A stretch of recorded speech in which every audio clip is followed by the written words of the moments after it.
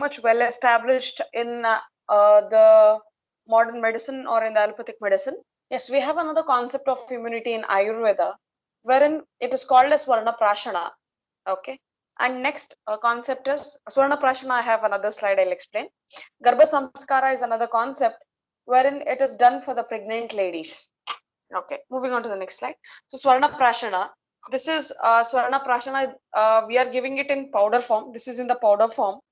We are giving it in powder form, drops form, and even in the form of sticks. This is in the form of stick. Okay. So this powder form, this medicine is advised in a very minimal dose along with breast milk in children less than 6 months. Post 6 months, we are giving it along with honey and ghee. Okay. Next, this is Swarna Prashana in the stick form. So this basically the stick is Vacha stick. Vacha or Baje or Acarus calamus. Okay, this is rubbed against this stone. This is rubbed against this stone and then administered in the form of a lickable to the child. This helps in building the immunity of the child, building the immunity of a child, and also increases the memory power. So it is called as Swarna Prashana. Swarna in Ayurveda or in Sanskrit means gold. Prashana is to eat. So here, when we talk about gold, you may have many questions flaring up in your mind. Gold is a metal, heavy metal. Can it be taken? Is it safe? Yes.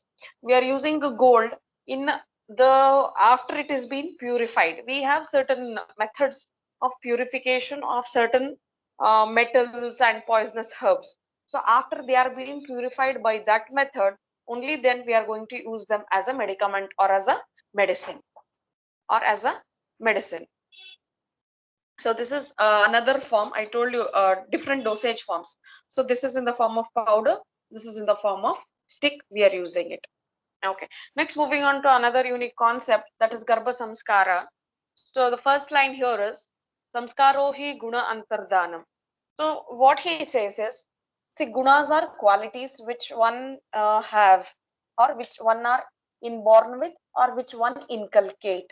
So Samskarohi Guna Antardanam is whatever we teach, whatever we do, that is what is learned by the baby in the womb.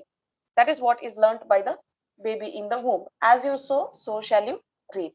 So we are doing different samskaras. So not aware of what exactly is done in different parts of the country, different parts of the world. But in India, from the time we are born, okay, or even when the baby is in the womb, we have Semantonayana samskara, and till the death. Okay, we have various Shodasha samskaras or 16 samskaras.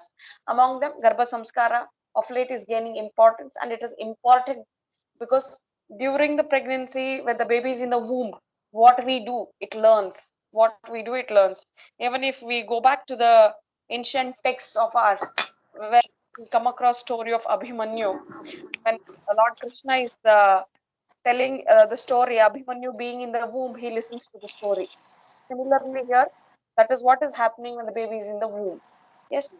Next, during for Garbha Samskara, we are advising people to practice yoga, may not be vigorous yoga or hatha yoga, but basic practices which will help in the parturition of the baby and also which will help the mother remain active.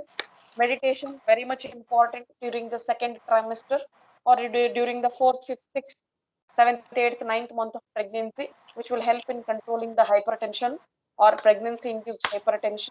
And yes, of course, diet plays a very important and a vital role for pregnancy because it is the nourishment given to the mother and as well as to the developing fetus in the womb.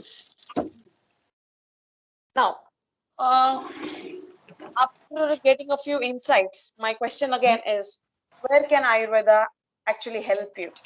Adopting a healthy lifestyle through dinacharya, rutucharya, etc.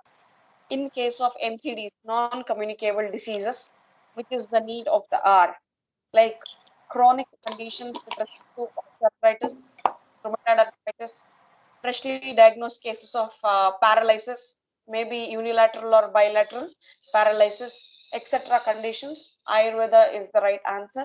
In cases of psychosomatic disorders, just maybe due to stress or it may be due to hypertension, which is again acquired due to stress, or conditions like insomnia, where there is loss of sleep. In these conditions, I have told a few conditions, but there are much more conditions where Ayurveda can be an answer to the diseases that are being prevalent.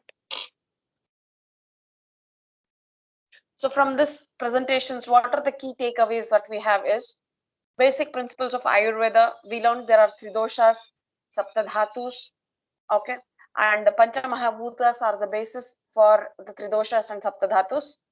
And we also came across panchakarmas. Which are the 5 major panchakarmas? Can anyone answer?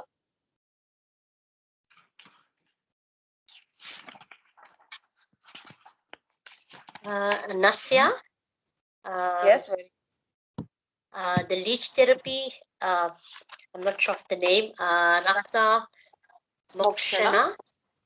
Mokshana, yes, Virechana, Vasti, and Vamana.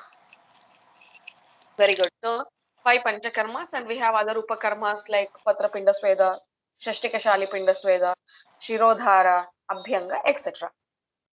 Okay. And we also know how to have a good health through a few Ayurvedic inputs. Thank you.